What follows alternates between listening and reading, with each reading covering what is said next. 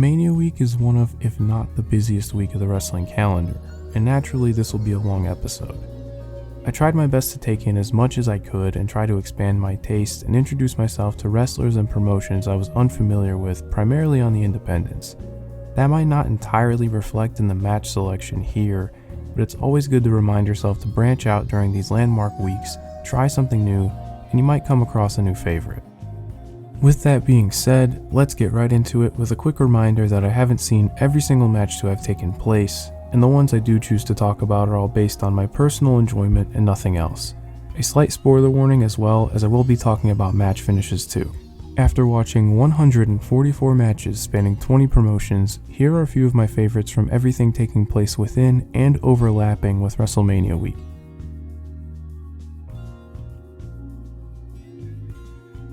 I haven't had much to say about GLEAT in 2024. They simply haven't done much of note since their second anniversary show last summer.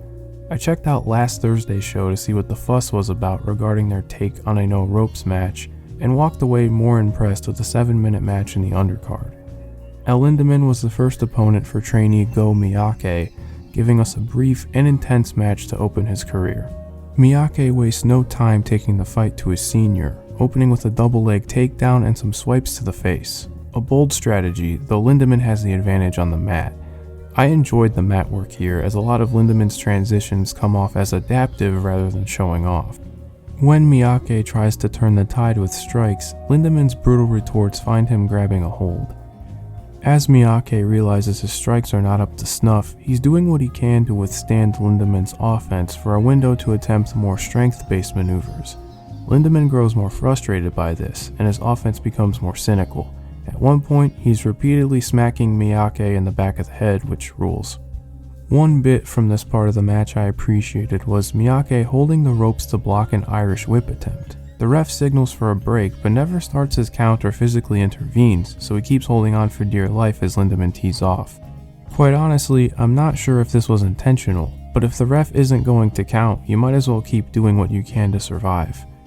Miyake does get some hope spots in, winning the Shinjuku crowd over in the process, though he still has a lot to learn. Lindaman would fire back with his signature offense and would ultimately submit the rookie with a Boston Crab. A fun little match more than anything, but the most I've enjoyed anything from the G in quite some time.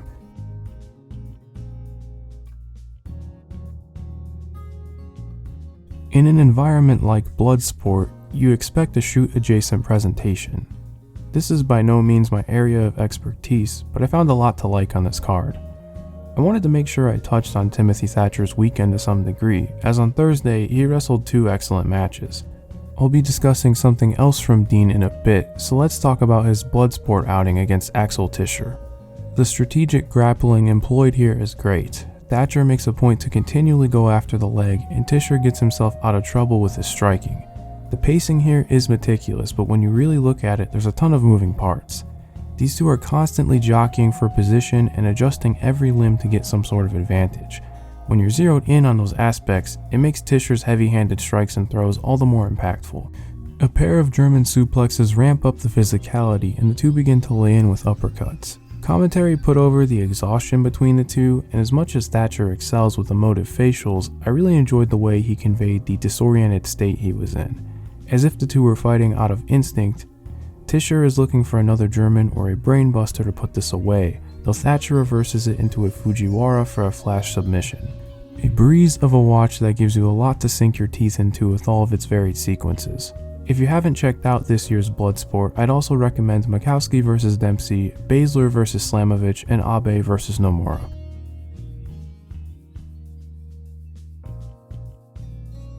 For a lot of the community that I interact with, Action Wrestling and Segunda Caída's Dean was the highlight of the entire week.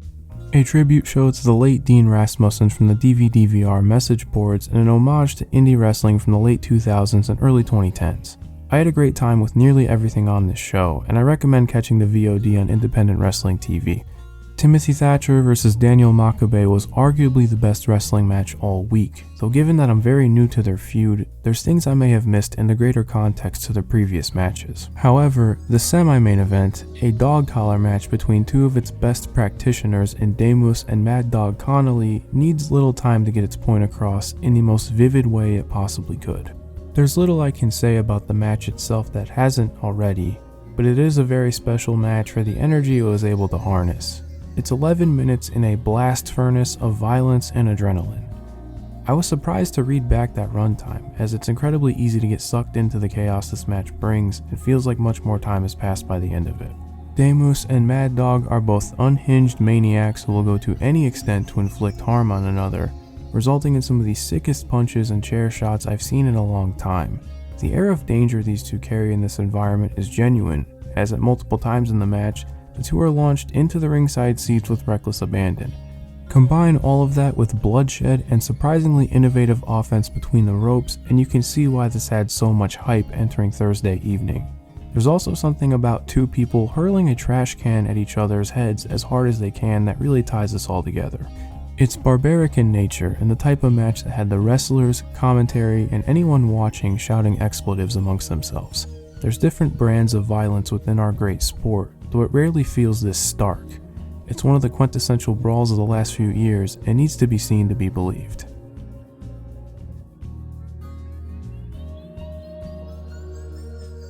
Despite being let down by a lot of what Supercard of Honor had to offer, there was a very slim chance I wouldn't enjoy this main event.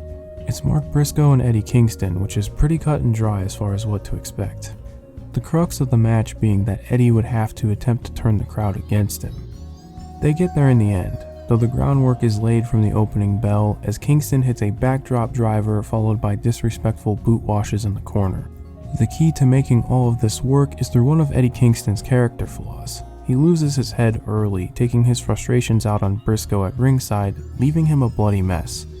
And for all of the blood spilled this weekend, Briscoe's blade job here is absolutely insane, and I'd expect nothing less for a match of this significance. Kingston works over the open wound when back in the ring, and at one point you can actually catch blood spraying into the air after a chop in the corner. It's something I didn't catch until my rewatch, though it's burned into my brain now. The adrenaline pushes Briscoe despite the blood loss, and the match progresses into the bomb fest befitting of these two. Briscoe especially shines here, swinging recklessly with everything he has, getting the crowd more and more invested in the process. I think commentary adds quite a bit to these exchanges. Ian Riccaboni and Caprice Coleman incorporate strategy into their call more than anyone else on television, and it elevates the tension in these furious closing exchanges. Coleman in particular points out that screaming the name of your next move might not be the best idea, which is a nice touch. That seed of doubt is quickly dispelled as Mark hits his late brother's Jay Driller to win his first world championship, 11 years to the day Jay won his in the same city. The scenes of streamers hitting the ring to the sound of "Gimme Back My Bullets" makes for an incredibly poignant moment that'll stick with me for a long time. Two of the realists slugging it out, amplified by this emotional weight, overcomes any cynicism towards the promotion right now. This is far more important than any of that. Man up.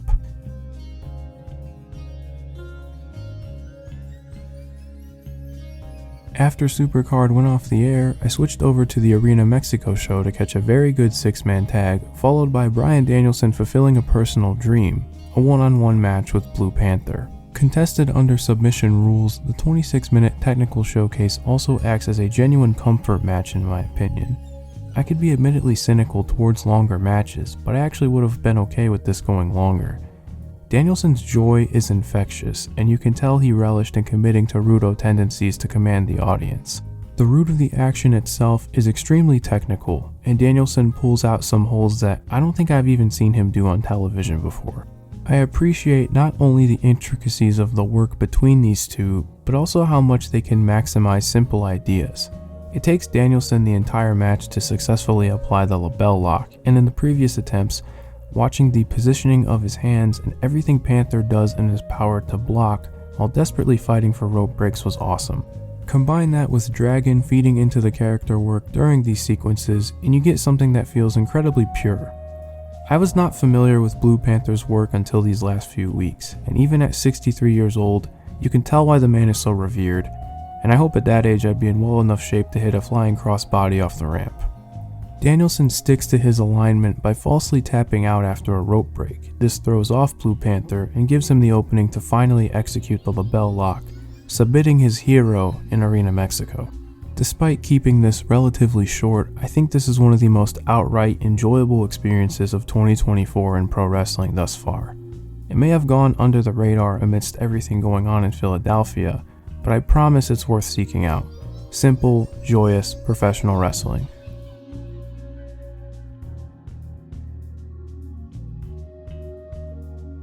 On to the Showcase of the Immortals, where the first night may not have lived up to its billing.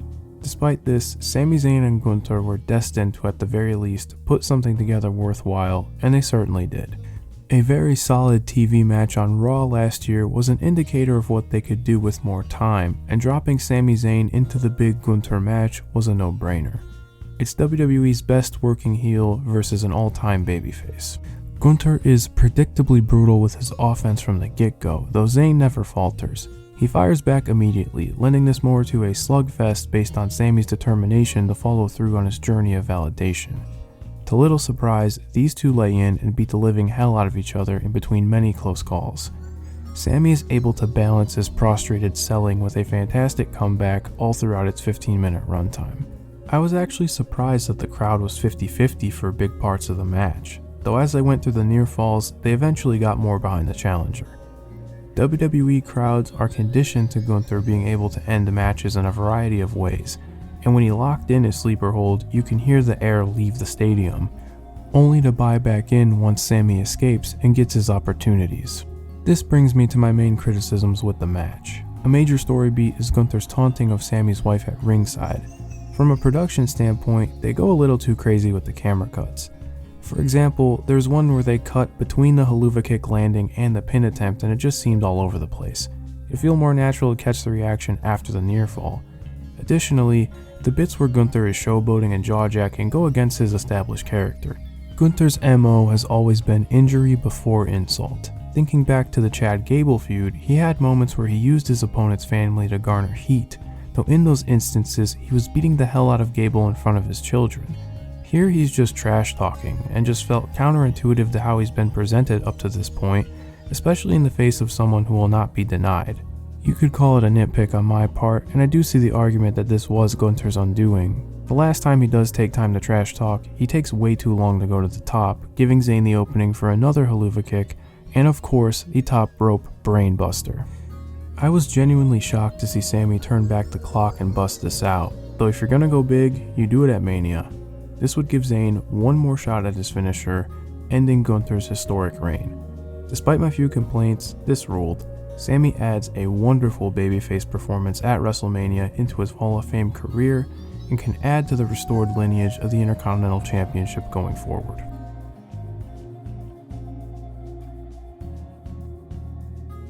DDT ran Korakuen on Sunday with their annual April Fool event. A lot of talent from Mania weekend flew back and worked less than 24 hours later, which is pretty crazy to think about. Within the card is a match I admittedly had no idea was booked until it aired. Chihiro Hashimoto made a guest appearance against Shinya Aoki in a very good technical bout. In the past I've mentioned Big Hash's amateur background, and Aoki is as legitimate as they come, with 48 wins in the UFC to his name. I don't remember much about their previous encounter, but from the general feedback from this match, they lived up to it, if not surpassed it. I've seen the word struggle used to describe this match, and that is very accurate, especially for the first half. Everything on the mat feels earned, and nothing in these exchanges comes off as performative in my opinion. Similarly to other matches I've discussed in this video, there's plenty to sink your teeth into. So many brilliant counters and reversals along with the details of hand positioning and how long they'll milk a certain hold make for a mesmerizing technical wrestling match. As time goes on, Aoki starts to grow more cynical and brings a more standard pro wrestling flavor to things. After a frenzy of reversals, Aoki begins to rain down strikes and takes liberties in the corner. As the ref intervenes, Hashimoto recovers and spears Aoki out of his boots for his trouble. I love how they ramped up the energy here heading into the finish. Aoki's persistence in his sleeper hold forces Hash to roll out of the ring with him still on her back in a great sequence in his own right before the countout tease. By the time they're back in, a grappling session at warp speed commences until the time limit expires. This was an awesome match, and even with all the technical wrestling on display over Mania week, nothing felt quite like this one. This is the third Hashimoto match I've discussed this year, and all of them have been so different. She was a great monster in the Sari match, brought explosive athleticism to the Natsupoi return tag, and here showcased how good she can be on the mat. She's such a well-rounded professional wrestler, and I hope with Sendai Girls joining Wrestle Universe we can see more of her catalog as it happens.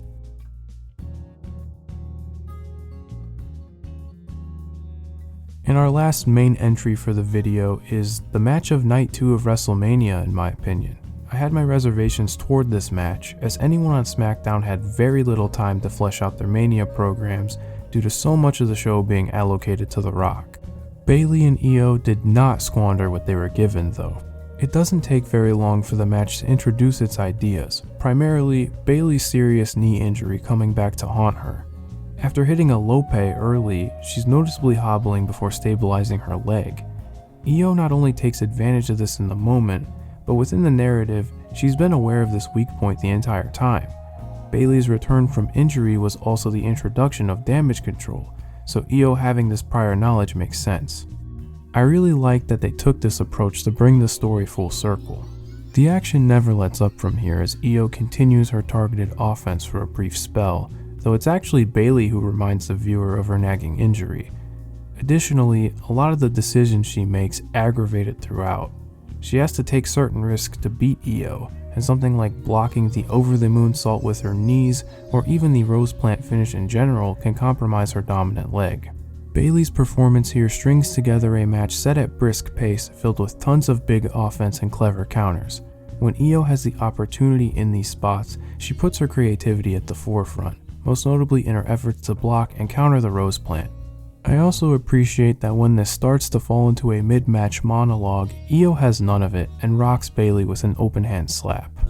With all of her chips down, Bayley is able to overcome, hitting a rose plant at the third time of asking to win her first world title in 4 years. A very good WWE big match, and Bayley gets a moment well overdue after being out of the title picture for so long. I hope her reign is given the proper time and attention going forward. This is normally where I start firing off honorable mentions, but given that this was Mania week, I wanted to shout out some wrestlers that I was introduced to that while not in the video proper, I really enjoyed and will be on my radar. Those being Man Like the Reese, One Called Manders, Zilla Fatu, Alex Kane, and the Ugly Ducklings. And on to the honorable mentions themselves, starting with Natural Vibes vs Z-Brats from Dragon Gate April 1st YouTube Digest. They didn't wait long at all to have the former Kung Fu master square off, and predictably it collapsed into a heated brawl. It is now on site for Jackie Funky Kamei and Jason Lee from here on out, and I'm eager to see where they go with this new focus to the feud. Musashi vs Doki from Michinoku Pro, air date April 2nd. In the first of 2 Musashi farewell matches, he has a very fun bomb fest with Doki that's amplified by the emotional significance of the occasion and the fact that they're taking bumps on a basketball court at one point. Megan Bayne vs Maika from Stardom, April 4th. Probably my favorite red belt match since Shuri held it. I think the length keeps things a lot more concise for a fun, high-impact title match. Dragon Gate Classic vs Reiwa New Generation from GCW, April 5th. It was great to see the Dragon Gate talent get this spotlight. KZ and Shun were at each other's necks all weekend, staying consistent with the ongoing Natural Vibes Z-Brats feud. Axiom and Nathan Frazier vs Baron Corbin and Braun Breaker from NXT, April 6th. I have not given a lot of time to the Baron Corbin and Braun Breaker pairing, and I regret that because I really enjoyed this opener. This was the high point of the NXT card for me. Gold Class vs Miracle Generation from the ETU Dragon Gate show on April 6th. Miracle Generation fit right in with Team Muscle, making for the highlight of the whole show for me. The 4-way tag team Punjabi prison match from GCW, April 6th. I watched this out of sick curiosity and it ended up being a ton of fun. The Bollywood boys bleed buckets and there are some insane set pieces put together here. Hell, an electric saw is introduced at one point. This is a total mess, but in a good way. And last but not least, Mayu Iwatani and Jada Stone versus Konami and Maya World from Spark Joshi April 7th. Mayu and Konami were tasked with choosing tag partners based off of a tryout session, and I think everyone here showed out. It sounds redundant to say that Mayu put in a good shift, but I thought she was especially dialed in here. And that is it from me. If you got this far into the video, thank you so much for your time and for hearing what I have to say, especially considering this went long. Be sure to do all the obligatory YouTube stuff by liking and subscribing, and find me on Twitter or Blue Sky at OuterStevan. Let me know if I missed anything worth checking out, and I'll talk to you again next time.